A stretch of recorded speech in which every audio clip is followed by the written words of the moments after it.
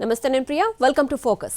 సర్కారీ కొలువు నెల తిరగగానే ఆకర్షణీయమైన జీతం అయినా కాసుల కోసం కక్కుర్తి, తాను నిర్వర్తించాల్సిన విధుల కోసం జనం నుంచి డబ్బులు వసూళ్లు.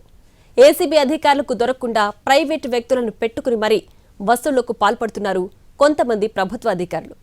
మరోవైపు లంచాల జాడ్యంతో సామాన్యులు చాలా ఇబ్బందులు ఎదుర్కొంటున్నారు. ఏదైనా ప్రభుత్వ కార్యాలయానికి వెళ్లి పని చేసుకుందామంటే ఈ ఆమ్యామ్యాలతో ఇబ్బంది పడుతున్నారు. మరి అలాంటి లంచావతారులకు అంతం లేదా? ఏసీబీ అధికారులు ఎన్నిసార్లు పట్టుకున్నా వారి తీరు మారదా? లంచం లంచం లంచం, ఇటున్న ఫైల్ అటు కదలాలంటే లంచం, చేయి తడపనిదే పని కాదు అని నిర్మోహమాటంగా చెప్పేస్తారు. వేలు లక్షల్లో జీతాలు తీసుకుంటున్నా ఆ అధికారులకు లంచం డబ్బు తీసుకోనిదే నిద్ర పట్టదు.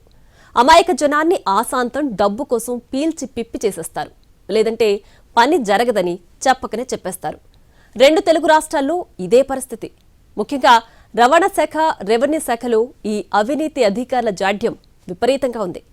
దీంతో 2 తెలుగు రాష్ట్రాల్లో ఏసీబీ అధికారులు మరోసారి రంగంలోకి దిగారు.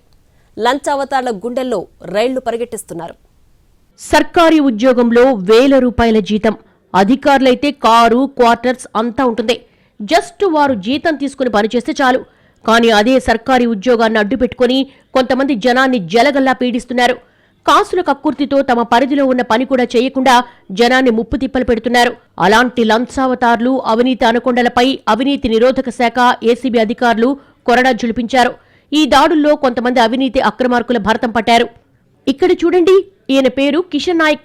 మహబూబ్నగర్ జిల్లా డిప్యూటీ ట్రాన్స్పోర్ట్ కమిషనర్ గా ఉద్యోగం వెలగబెడుతున్నాడు. కానీ నిలువెల్లా అవినీతి చీడపట్టిన కిషన్ భారీగా ఆదాయానికి మించి ఆస్తులు కూడబెట్టాడు. మహబూబ్నగర్ రవాణా శాఖ ఆఫీసులో లారీలు, బస్సులకు సంబంధించి ఫిట్నెస్ సర్టిఫికేట్ కావాలన్నా, డ్రైవింగ్ లైసెన్స్, కొత్త వాహనాల రిజిస్ట్రేషన్, ఇలా ఏ పని చేయాలన్నా సరే డీటీసీ కిషన్ నాయక్కి లంచం ఇవ్వాల్సిందే. ప్రతి పనికి ఓ రేటు నిర్ణయించి ఆ మేరకు వసూలు చేసేవాడు. గతంలో హైదరాబాద్, నిజామాబాద్, మెదక్ జిల్లాల్లో పనిచేశాడు. ఆ సమయంలో భారీగా ఆస్తులు కూడబెట్టినట్టుగా సమాచారం రావడంతో ఏసీబీ అధికారులు రంగంలోకి దిగారు. అంటే అతనికి సంబంధించి మాకున్నటువంటి ఒక ప్రాథమిక సమాచారం ఆధారంగా అతని ఇంటిపైన మనము రైడ్స్ చేయటం జరిగింది. ఏసీబీ టీమ్స్, ఆ కిషన్ నాయక్ మనము ఇంట్లోనే ఉన్నాడు. మనము ఇంట్లోనే అతనితోటి మన టీమ్స్, డిఎస్పీ వాళ్ళ టీమ్స్ మాట్లాడటం జరుగుతూ ఉన్నది. డీటెయిల్డ్ గా మనము ఇంకా ఎంక్వైరీ చేయటం కూడా జరుగుతూ ఉంది. ఫ్యామిలీ మెంబర్స్ అందరూ కూడా కోఆపరేటివ్ గానే ఉన్నారు. దాని ప్రకారము మనము వాళ్ళు ఇచ్చినటువంటి సమాచారం ప్రకారము లేదా హైడ్ చేసిన సమాచారాన్ని మన వాళ్ళు వెరిఫై చేసి మనము క్రోడీకరించుకొని ఫర్దర్ గా దాని జెన్యూనిటీని కూడా మనం చెక్ చేయడం జరుగుతూ ఉన్నది. ప్రధానంగా ఇతనికి సంబంధించినవి మనకున్నది హైదరాబాద్ తో పాటు నిజామాబాదు, మనకు సంగారెడ్డి, ఈ ప్రాంతాలలో మనం ఒక 12 ప్లేసెస్ ఐడెంటిఫై చేయడం జరిగింది. ఈ ప్లేసెస్ లో మనం ఎక్కువ చేయడం జరుగుతుంది, జైరాబాద్ ఈ ప్రాంతాల్లో. కిషన్ నాయక్ ఇళ్లు, కార్యాలయాలు సహా స్వగ్రామం నిజాంపేట మండలం బల్కంచల్క తండాలో దాడులు చేశారు ఏసీబీ అధికారులు. 15 బృందాలుగా ఏర్పడి హైదరాబాద్, రంగారెడ్డి, మహబూబ్నగర్, సికింద్రాబాద్లోని కిషన్ ఇళ్లు, కార్యాలయాలు, బంధువులు, స్నేహితులు సహా మొత్తం 12 ప్రాంతాల్లో ఏకకాలంలో సోదాలు చేశారు. మొత్తం 12.72 కోట్ల విలువైన స్థిర చరాస్తులు లభ్యమయ్యాయి. బహిరంగ మార్కెట్లో వాటి విలువ 100 కోట్లుంటుందని అంచనా వేస్తున్నారు. ఏసీబీ చరిత్రలో ఒక ట్రాన్స్పోర్ట్ అధికారి ఇంత భారీ మొత్తంలో అక్రమాస్తులు కూడబెట్టినట్లు బహిర్గతం కావడం ఇదే తొలిసారిగా తెలుస్తోంది. సోదాల సమయంలో నాటకీయ పరిణామాలు జరిగాయి. ఏసీబీ అధికారులు బోయిన్పల్లిలో కిషన్ ఇంటి తలుపు తట్టారు. ఆ సమయంలో విషయం తెలుసుకున్న కిషన్ చాలాసేపు బాత్రూంలోనే ఉండిపోయాడు. బయటకొచ్చాక సోదాలు ప్రారంభించారు ఏసీబీ అధికారులు. అయితే ఆస్తుల పత్రాలేవీ లభ్యం కాకపోవడంతో అనుమానం వచ్చి లోతుగా ఆరా తీశారు. కిషన్ సెల్ ఫోన్లో బంగారు ఆభరణాలకు సంబంధించిన ఓ పత్రం లభ్యమైంది. సికింద్రాబాద్ పాట్ మార్కెట్లోని ఓ దుకాణానిది కావడంతో విచారించారు. కిషన్ ముందు రోజే బంగారు ఆభరణాల్ని తన దుకాణానికి తెచ్చి అప్పగించారని ఆ వ్యాపారి చెప్పడంతో ఏసీబీ అధికారులు వాటిని తెప్పించారు. అలాగే ముందు రోజు రాత్రే ఓ బంధువు ఇంటికెళ్లి ఆస్తుల పత్రాలు అప్పగించినట్లుగా విచారణలో తేలడంతో వాటిని తెప్పించి స్వాధీనం చేసుకున్నారు. కిషన్ 1994లో అసిస్టెంట్ వెహికల్ ఇన్స్పెక్టర్గా రవాణా శాఖలో అడుగుపెట్టాడు. మొదటి నుంచి ఆయనపై అవినీతి ఆరోపణలున్నాయి. బోధన్లో మోటార్ వెహికల్ ఇన్స్పెక్టర్గా పనిచేశాడు. అక్కడే మద్నూర్లో చెక్పోస్టు పర్యవేక్షణ బాధ్యతలు నిర్వర్తించారు. నిజామాబాద్లోనూ ఎంవీఐగా పనిచేశాడు. తాజాగా సోదాల్లో నిజామాబాద్లో అక్రమాస్తులు బహిర్గతం కావడంతో తొలినాళ్లలోనే వాటిని కూడబెట్టినట్టుగా బహిర్గతమైంది. ఆ తర్వాత మేడ్చల్, మెహదీపట్నం ఆర్డీఓగా కిషన్ పనిచేశారు. ఏడాది క్రితమే మహబూబ్నగర్ డిప్యూటీ కమిషనర్గా వెళ్లాడు. ఆదాయానికి మించి ఆస్తులు కూడబెట్టారనే ఆరోపణలపై ఏసీబీ అధికారులు ఆయనపై కేసు నమోదు చేశారు. నిజామాబాద్లోని లహరి ఇంటర్నేషనల్ హోటల్లో 50% వాటా, 3000 చదరపు గజాల విస్తీర్ణంలోని రాయల్ ఓక్ ఫర్నిచర్ షాపులో ఓనర్షిప్, అశోక్ టౌన్షిప్ లో 2 ఫ్లాట్లు ఉన్నట్లుగా గుర్తించారు. సంగారెడ్డి జిల్లా నిజాంపేటలో 31 ఎకరాల వ్యవసాయ భూమి, 4000 గజాల్లో పాలీ హౌస్, నిజామాబాద్ మున్సిపాలిటీ పరిధిలో 10 ఎకరాల వాణిజ్య స్థలం ఉన్నట్లుగా నిర్ధారించారు. కిషన్ బ్యాంక్ ఖాతాలో 1.37 కోట్లు, బ్యాంక్ లాకర్లో కిలోకు పైగా బంగారం, 2 కార్లు ఉన్నట్లుగా తేల్చారు. కిషన్ కూడబెట్టిన ఆస్తుల విలువ బహిరంగ మార్కెట్లో 300 కోట్ల పైగానే ఉంటుందని అంచనాకొచ్చారు. సోదాల అనంతరం కిషన్ నాయక్ ను అరెస్టు చేసి కోర్టులో హాజరుపరిచారు. కోర్టు ఆయనకు 14 రోజుల రిమాండ్ విధించింది. తాజాగా దర్యాప్తులో భాగంగా డీటీసీ కిషన్ నాయక్ డ్రైవర్ శివశంకర్ ను ఆయన బినామీగా ఏసీబీ భావిస్తోంది. ప్రజల ప్రాణాలకు, రహదారి భద్రతకు అత్యంత కీలకమైనది రవాణా శాఖ. ఆ శాఖలో యథేచ్ఛగా అవినీతి దందా సాగుతోంది. 4 నెలల వ్యవధిలో 6 జిల్లా స్థాయి అధికారులపై ఏసీబీ కేసులు నమోదవడం ఈ శాఖలో అవినీతి ఏ రేంజ్లో జరుగుతుందనే దానికి అద్దం పడుతోంది. ఏసీబీ అధికారుల సోదాల్లో 100 కోట్ల రూపాయల ఆస్తులు పట్టుబడ్డాయి. దీంతో ట్రాన్స్పోర్ట్ విభాగంలోని కమిషనర్ స్థాయి అధికారుల నుంచి కింది స్థాయి సిబ్బంది వరకు అందరిపై నజర్ పెట్టారు ఏసీబీ అధికారులు. డ్రైవింగ్ లైసెన్స్ కావాలా? బండి రిజిస్ట్రేషన్ చెయ్యాలా? ఓనర్షిప్ బదిలీ చేయాలా? వాహనం ఫిట్నెస్ కావాలా? ఇలా ఏ పని కావాలన్నా రవాణా శాఖ కార్యాలయాల్లో అధికారిక ఛార్జీలతో పాటు అదనంగా ఆమ్యామ్యాలు ఇవ్వాల్సిందే. అదేనండి, లంచం డబ్బులు సమర్పించుకోవాల్సిందే. ఇక్కడ ప్రతి సేవకు, ప్రతి ఫైల్ కి ఒక రేట్ ఉంటుంది. ఆ మేరకు కోడ్ కూడా ఏర్పాటు చేసుకున్నారు. అందులో ఏజెంట్ ఎవరు, వచ్చే లంచం ఎంతన్న వివరాలు ఉంటాయి. కోడున్న దరఖాస్తులైతే నిమిషాల్లోనే పని పూర్తయిపోతుంది. ఏజెంట్ ద్వారా కాకుండా నేరుగా వెళ్లే జనానికి మాత్రం చుక్కలు చూపిస్తారు. ప్రశ్నల మీద ప్రశ్నలు వేస్తారు. పత్రాలు సరిగ్గా లేవని రోజుల తరబడి తిప్పించుకుంటారు.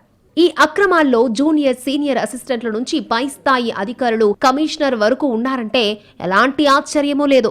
ఖమ్మం జిల్లా ప్రాంతీయ రవాణా శాఖ కార్యాలయంలో లంచం లేనిదే పని కావడం లేదనే ఆరోపణలు ఉన్నాయి. ఈ కార్యాలయంపై జనం నుంచి భారీగా ఫిర్యాదులొచ్చాయి. దీంతో పలువురు బాధితులిచ్చిన సమాచారం మేరకు ఏసీబీ అధికారులు రంగంలోకి దిగారు. ఆ కార్యాలయంపై దాడులు చేశారు. ఈరోజు మనం ఖమ్మం ఆర్టీఓ ఆఫీస్ దగ్గర ఉన్నాం. రోడ్ ట్రాన్స్పోర్ట్ ఆఫీస్లో ఉన్నాం. ఇక్కడ మా పై అధికారుల, ఉన్నతాధికారుల ఆదేశాల మేరకు ఇక్కడ సర్ప్రైజ్ చెక్ చేయడం జరిగింది. సర్ప్రైజ్ చెక్ అంటే మీకు తెలిసి ఏసీబీ ఆకస్మిక తనిఖీలు, కొన్ని ప్రభుత్వ కార్యాలయాల మీద ఆకస్మిక తనిఖీలు చేస్తుంది.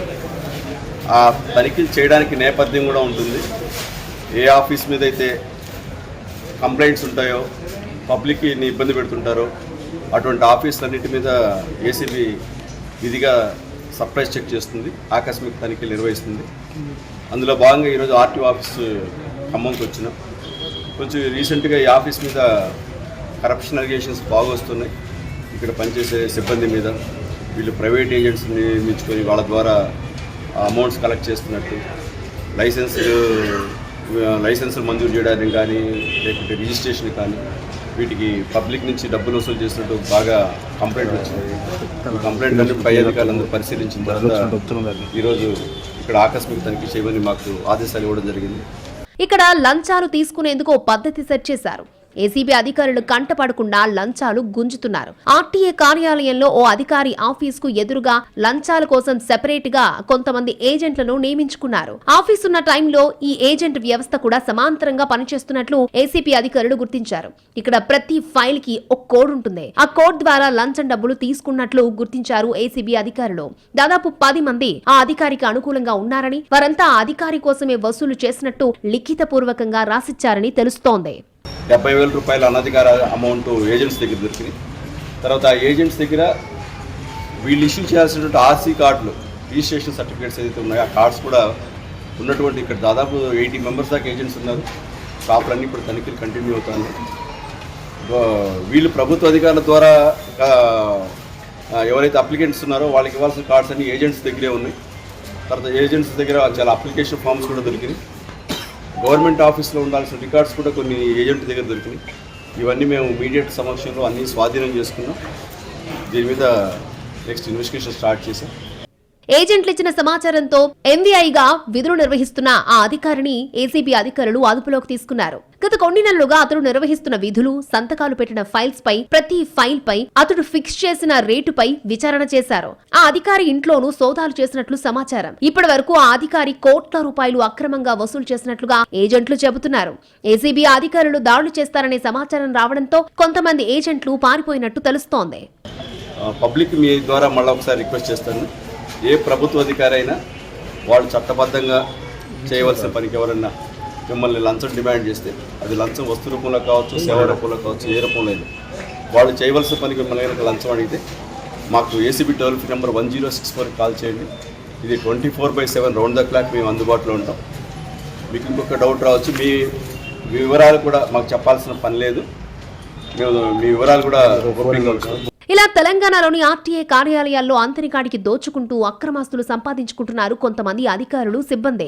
అయితే ఇప్పటికే గతంలో ఆర్టీఏ కార్యాలయాలు, చెక్ పోస్టుల వద్ద తనిఖీ చేసిన ఏసీబీ బృందాలు రవాణా శాఖలో అవినీతి పెచ్చిమీరిపోయిందని ప్రభుత్వానికి రిపోర్ట్ ని అందజేసింది. మరోవైపు తెలంగాణలోని రవాణా శాఖలో అవినీతి అధికారుల చిట్టాను సైతం ఏసీబీ అధికారులు రెడీ చేస్తున్నట్లు తెలుస్తోంది.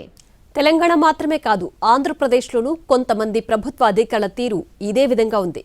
డబ్బులిస్తేనే సర్కారీ ఆఫీసుల్లో పనులు చేస్తున్నారు, లేదంటే సామాన్య జనానికి చుక్కలు చూపిస్తున్నారు.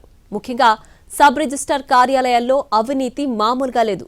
ఆఫీసుల్లో లేదా ఆఫీస్ ఎదుట ప్రైవేటు వ్యక్తులను పెట్టుకుని మరీ లంచాలు వసూలు చేస్తున్నారు. ఏసీబీ అధికారులు దాడులు చేయడంతో భారీగా అక్రమాస్తులు కూడబెట్టినట్లు గుర్తించారు. పలువురు లంచావతాళ్లపై కేసులు కూడా నమోదు చేశారు. ఏపీ వ్యాప్తంగా సబ్ రిజిస్ట్రార్ కార్యాలయాల్లో ఏసీబీ కొరడా జలిపించింది. పలు సబ్ రిజిస్ట్రార్ కార్యాలయాల్లో ఆకస్మిక తనిఖీలు నిర్వహించింది. సబ్ రిజిస్ట్రార్ కార్యాలయ సిబ్బందికి చెందిన 14 ఇళ్లలో సోదాలు చేపట్టారు ఏసీబీ అధికారులు. విజయవాడ, విశాఖపట్నం, విజయనగరం, అనంతపురం సహా మొత్తం 14 ప్రాంతాల్లో ఈ సోదాలు జరిగాయి. అక్రమ వసూలుకు కేంద్రాలుగా మారిన సబ్ రిజిస్ట్రార్ కార్యాలయాల ఉద్యోగులు, వారి తరపున లంచాలను వసూలు చేసే ప్రైవేటు వ్యక్తులపై ఏసీబీ కొరడా జలిపించింది. కొంతమంది భారీ ఎత్తున ఆస్తులు కూడబెట్టినట్లుగా గుర్తించింది. ఆస్తి పత్రాలతో పాటు నగదు, బంగారు ఆభరణాలు, మోటారు వాహనాలను స్వాధీనం చేసుకుంది. గతంలో నవంబర్ 5, 6 తేదీల్లోనూ పలు సబ్ రిజిస్ట్రార్ కార్యాలయాల్లో తనిఖీలు నిర్వహించారు ఏసీబీ అధికారులు. గత నెలలో సిబ్బంది నుంచి అధికారులు పెద్ద మొత్తంలో నగదు స్వాధీనం చేసుకున్నారు. అయినప్పటికీ సబ్ రిజిస్ట్రార్ కార్యాలయాల్లో సిబ్బంది తీరు మారలేదని తాజాగా చేసిన దాడులతో మరొకసారి నిరూపితమైంది. ఆదాయానికి మించిన ఆస్తుల ఆరోపణలతో విజయనగరం జిల్లా భోగాపురం సబ్ రిజిస్ట్రార్ కార్యాలయ సిబ్బంది ఇళ్లల్లో ఏసీబీ అధికారులు సోదాలు చేశారు. సబ్ రిజిస్ట్రార్ పందిలపల్లి రామకృష్ణ సహా 6 సిబ్బంది ఇళ్లలో తనిఖీలు చేసి పలు కీలక ఆధారాలను స్వాధీనం చేసుకున్నారు. ఆయన నివాసంలో నగదు 30,400ను స్వాధీనం చేసుకున్నారు. అలాగే సబ్ రిజిస్ట్రార్ కార్యాలయంలో కీలకంగా వ్యవహరిస్తున్న ప్రైవేటు వ్యక్తి భోగాపురంలోని ఆలేటి కనకరాజు నివాసంలో కూడా తనిఖీలు చేపట్టారు. ఆయన నివాసం నుంచి 18,10,000 నగదుతో పాటు 550 గ్రాముల బంగారం, 937 గ్రాముల వెండి ఆభరణాలతో పాటు పలు కీలక పత్రాలను స్వాధీనం చేసుకున్నారు. నగరంలోని ఉడా కాలనీలో ఉన్న జూనియర్ అసిస్టెంట్ కృష్ణ ఇంట్లోనూ తనిఖీలు చేపట్టారు. 1,25,400 రూపాయల నగదును స్వాధీనం చేసుకున్నారు. అలాగే కుమ్మరి వీధిలో ఉంటున్న మరొక జూనియర్ అసిస్టెంట్ అశోక్, ప్రదీప్ నగర్ లో ఉంటున్న సీనియర్ అసిస్టెంట్ అనంతలక్ష్మి నివాసంలో కూడా తనిఖీలు చేశారు. వీరి ఇళ్లలో 40,000 నగదును గుర్తించారు. ప్రదీప్ నగర్ లో ఉంటున్న మెర్సీ నివాసంలో కూడా తనిఖీలు చేపట్టారు. కొంత మొత్తంలో నగదును గుర్తించారు. కీలకమైన డాక్యుమెంట్లను స్వాధీనం చేసుకున్నారు. విశాఖపట్నంలోని joint sub registrar Mohan Rao, మరో 2 సిబ్బంది ఇళ్లలో ఏసీబీ అధికారులు సోదాలు నిర్వహించారు. ఆదాయానికి మించి ఆస్తులు ఉన్నట్టుగా గుర్తించారు. మోహన్ రావు రామ్నగర్లోని శారదా టవర్స్ లో ఉంటున్నారు. ఆయన ఇంట్లో ఆదాయానికి మించి ఆస్తులకు సంబంధించిన పత్రాలు గుర్తించినట్టు ఏసీబీ అధికారులు పేర్కొన్నారు. అదేవిధంగా నగదు, బంగారు ఆభరణాలు, వాహనాలు ఉన్నాయని, వాటిని స్వాధీనం చేసుకున్నామని వివరించారు. కేర్ హాస్పిటల్ సమీపంలో ఉంటున్న జూనియర్ అసిస్టెంట్ సుధారాణి, పూర్ణ మార్కెట్ ప్రాంతంలో ఉంటున్న అటెండర్ ఆనంద్ కుమార్ ఇళ్లలో చెరో ₹1 కోటి విలువైన ఆస్తులను గుర్తించినట్లు ప్రకటించారు. గత నెల 5, 6 తేదీల్లో ఏసీబీ అధికారులు రాష్ట్ర వ్యాప్తంగా పలు సబ్ రిజిస్ట్రార్ కార్యాలయాల్లో ఆకస్మిక తనిఖీలు చేశారు. అప్పుడు సూపర్ బజార్, మధురవాడ, పెదగంట్యాడ కార్యాలయాల్లో తనిఖీలు చేశారు. ఆ టైంలో సూపర్ బజార్ కార్యాలయంలో 10,000 రూపాయల నగదు లభ్యమైంది. అది ఎవరిది, ఎక్కడి నుంచి వచ్చిందనే ఆధారాలు లభించలేదు. మిగిలిన కార్యాలయాల్లో ఏం దొరికిందో ఏసీబీ వెల్లడించలేదు. దాదాపు 45 రోజులు కావడంతో వాటినంతా మర్చిపోయారు. ఇప్పుడు ఏసీబీ అధికారులు మళ్లీ తనిఖీలు చేయడంతో అధికారుల లంచం బాగోతం బయటకొచ్చింది. అటు శ్రీ సత్యసాయి జిల్లా చిలమత్తూరు సబ్ రిజిస్ట్రార్ ప్రసాద్ బాబు ఇంట్లో కూడా ఏసీబీ అధికారులు సోదాలు చేశారు. చిలమత్తూరు సబ్ రిజిస్ట్రార్ ప్రసాద్ బాబు అనంతపురంలో నివాసం ఉంటున్నారు. చిలమత్తూరులో ఉంటున్న సోమశేఖర్ అనే వ్యక్తి ద్వారా సబ్ రిజిస్ట్రార్ కు నగదు లావాదేవీలున్నాయనే విషయంపై గతంలో కేసు నమోదైంది. కోర్టు ఆదేశాలతో మళ్లీ ఏసీబీ అధికారులు సోదాలు చేపట్టారు. అనంతపురంలోని ప్రసాద్ బాబు ఇంట్లో చిలమత్తూరులో ఉంటున్న సోమశేఖర్ నివాసంలో ఏకకాలంలో ఏసీబీ అధికారులు సోదాలు చేశారు. నగదు, బ్యాంకు లావాదేవీలు, ఇతర రికార్డులను చెక్ చేశారు. అనంతపురంలోని రాజహంస గోల్డ్ హోమ్స్ లో ఉన్న చిలమత్తూరు సబ్ రిజిస్ట్రార్ ప్రసాద్ బాబు ఇంట్లో కూడా ఏసీబీ తనిఖీలు చేపట్టారు. బ్యాంకు లావాదేవీలు, ఇతర రికార్డులను చెక్ చేశారు. ఇంతకుముందు పనిచేసిన ప్రసాద్ బాబు గారి మీద మరియు అందుకు సహకరించినటువంటి సోమశేఖర్ మీద కేసు రిజిస్టర్ చేయడం జరిగింది. ఈ కేసుకు సంబంధించి కావలసినటువంటి ఇంకొంత ఎవిడెన్స్ కోసమని ఈరోజు సోమశేఖర్ ఇంట్లో కర్నూలు కోర్టు ఆర్డర్స్ మేరకు సర్చ్ వారెంట్తో సెర్చ్ చేయడానికి రావడం జరిగింది. ఈ వ్యక్తి ద్వారా ట్రాన్స్ఫర్ అయినటువంటి అమౌంట్ ఏదైతే ఉందో, అంటే ప్రసాద్ బాబు గారు చెప్పినటువంటి అమౌంట్ను ట్రాన్స్ఫర్ చేసి వాటికి సంబంధించినటువంటి ట్రాన్సాక్షన్ స్క్రీన్ షాట్స్ని ప్రసాద్ బాబు గారికి ఇవ్వడం జరిగింది.